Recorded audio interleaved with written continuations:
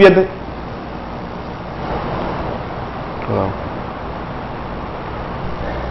Buenas tardes, querido Vivian de Zamboanga. Welcome to another edition of No Limit. Otra vez aquí kita para diskutir ng mga issues kaya susunod ng Pueblo de Zamboanga. We are here on a one-on-one interview with the Regional Director of the Police in Region 9, Chief Superintendent Napoleon Estilles. It is an honor to have him here for the first time. Sir, welcome to No Limit po. Good afternoon and thank you very much for inviting me here. I'm sure there's a lot of questions that the people of Zamboanga would like to ask you with regards to the peace and order situation in the entire Region 9 right now. Yeah, of course. Sa ngayon po, let's talk about the police muna. Since you took over since January 28, anong mga bagong directions that the police is undertaking right now in Region 9? Nung first few months ko dito, ang kadalasan ginawa ko na observation lang eh. Nag-observe ako ano ba yung mga anong peculiar dito sa lugar na ito. And then pinag-aralan ko kung anong mga problem. And then nung medyo nakapag-adjust na ako, well-versed na ako sa situation dito, saka ako nag-umpisa, I noticed na ang number one problem is the police themselves. Yung not necessarily na involved sila sa criminalities. Ang ibig sabihin lang ay yung attitude towards work. Yung diligence, yun ang una namin napansin dito eh. So we made them toe the line, ika nga. Every morning we have yung tinatawag namin daily personal accounting. In all police stations, provincial offices, and the regional office, every morning ginagawa namin yung Monday to Friday at 8 o'clock. Would you say, sir, that more or less may flow tayo sa recruitment process pala ng police, yung psychological background ng mga police recruits natin, why they want to become policemen? Hindi naman siguro sa flow dun sa recruitment, kundi yung nasa supervisors na yung pagkukulang tingin ko. Nasa officers na kagaya namin, meron kami konting pagkukulang sa pagsusupervise sa aming mga tao. Kaya siguro nangyari yun na medyo sa language namin, nag-relax sila.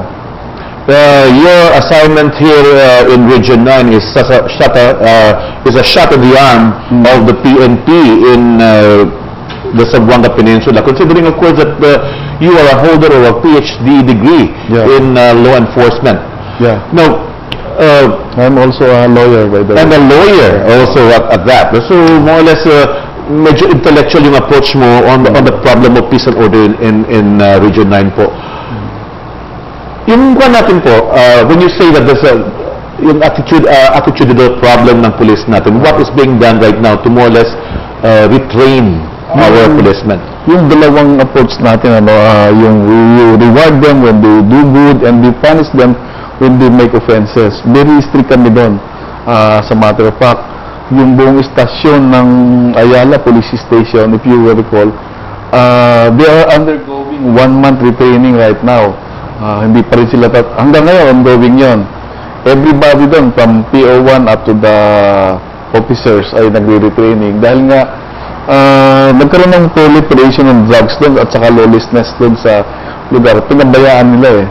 So kailangan ibalik sila sa training at isipin nila ang trabaho nilang dapat gampanan.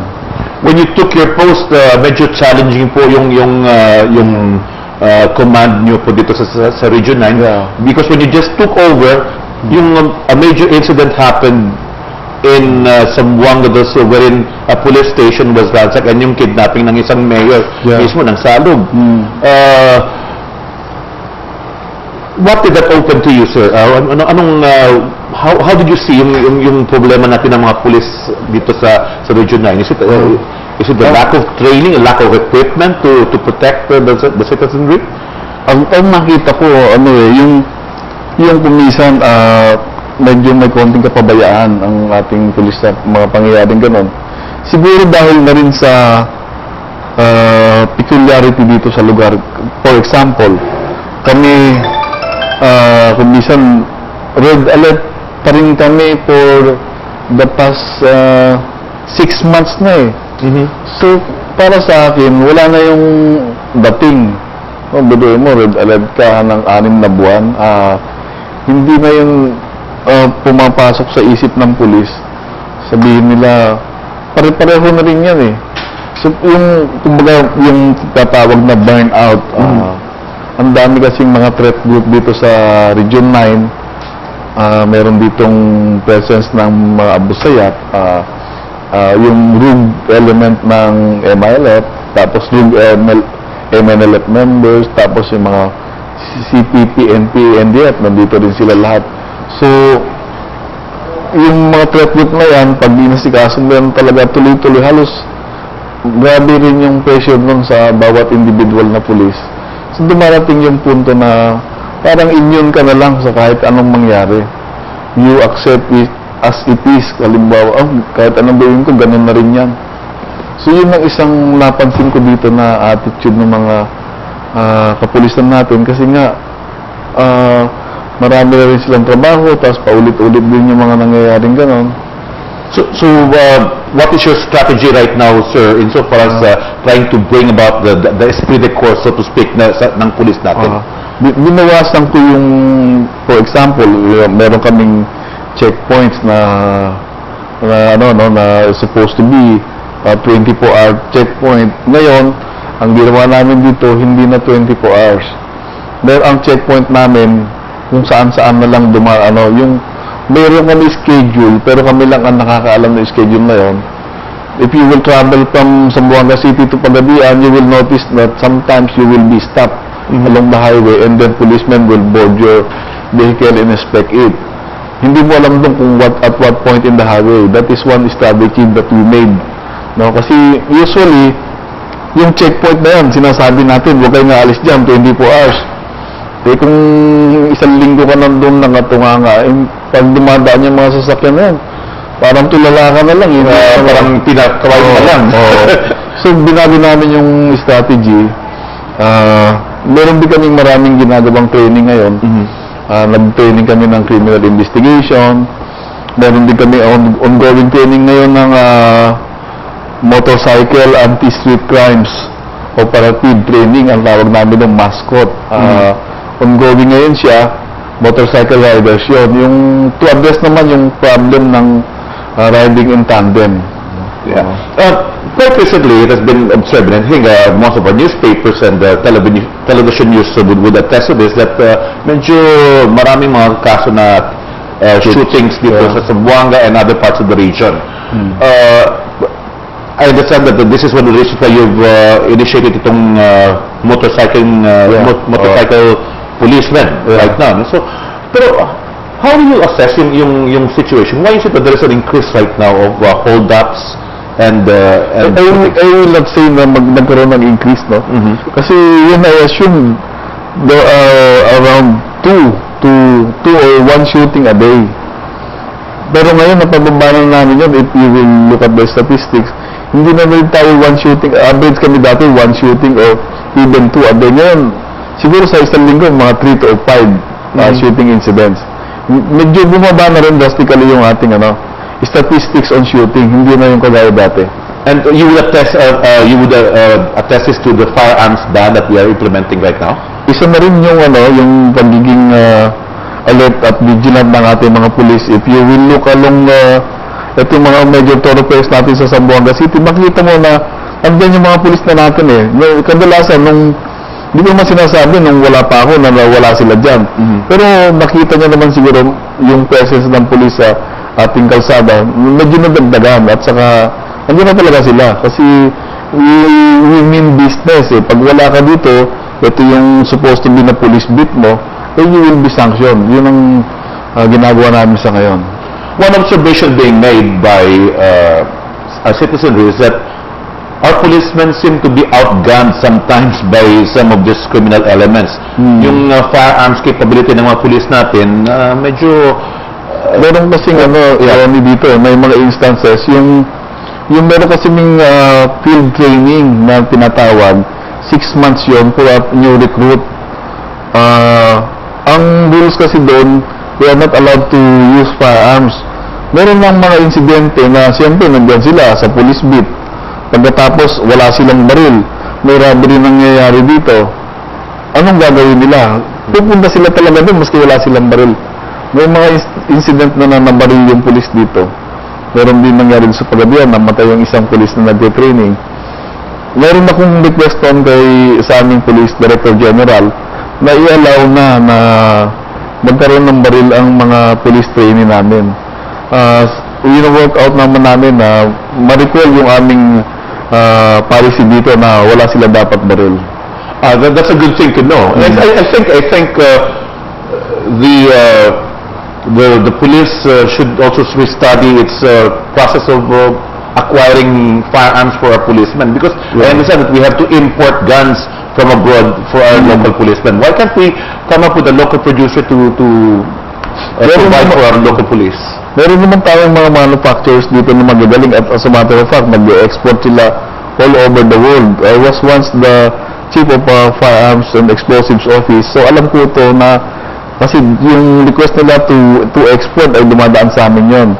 3 manufacturers natin ang good quality producers ng handguns. Pero yun nga, I do not know bakit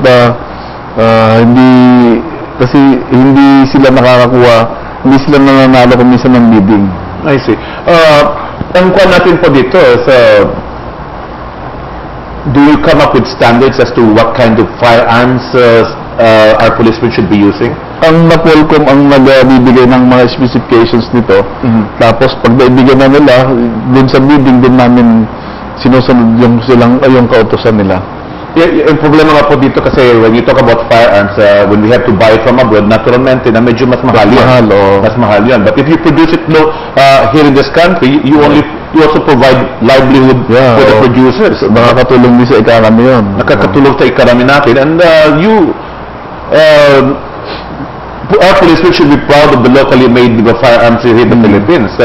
Yung mga competition nga natin, yung arms score, kadalasan yun ang ginagamit ng ating mga gun enthusiasts yung 40 caliber na arms score. Maganda yun. Yung mga, even some foreign shooters are using that. I see. So I hope that solves the problem of the lack of firearms among our policemen, siguro. Dapat sana, you made that recommendation already that they should be armed as soon as they get out of the police college. Yeah, I made a recommendation to that, and also I talked to the Chief PNP about it. How big of a problem is loose firearms in Region 9 right now, sir? Bari natin masabi na it's quite a big problem because there's a seemingly proliferation of shooting incidents. Diba, napag-usapan nga natin kanina, maraming shooting incident dito. And almost all of these firearms used in these shooting incidents are loose firearms. I'm 100% When you say loose firearms, hindi lisensyado. Yeah. There are 2 categories of loose firearms actually. One is a firearm that has never been licensed and a firearm whose license has expired. Yun namang second category na yung bihira rin lang ang ginagamit sa krimen dun Yung first category talaga, halos 100% ng crime incidents involving firearms, loose firearms ang ginagamit. Kasi hindi sila matitrace doon sa ballistics ng baril. So what strategy are we adopting right now to more or less sanction or put a stop to the proliferation of this unlicensed loose firearms aside from your checkpoints? Ano ba, is there a strategy by which we nip the thing on the bud at this point in time? Sa ngayon, yung masabi mo na checkpoint, yun ang number 1 naming strategy against loose firearms. Ang second is yung intelligence gathering, application of search warrants, kung sino yung mga nagpo-possess ng mga unlicensed firearms. Pagkatapos yung another category, yung unrenewed na license sila pero naging loose firearm kasi hindi nag-renew naman, ang ginagawa naman namin doon,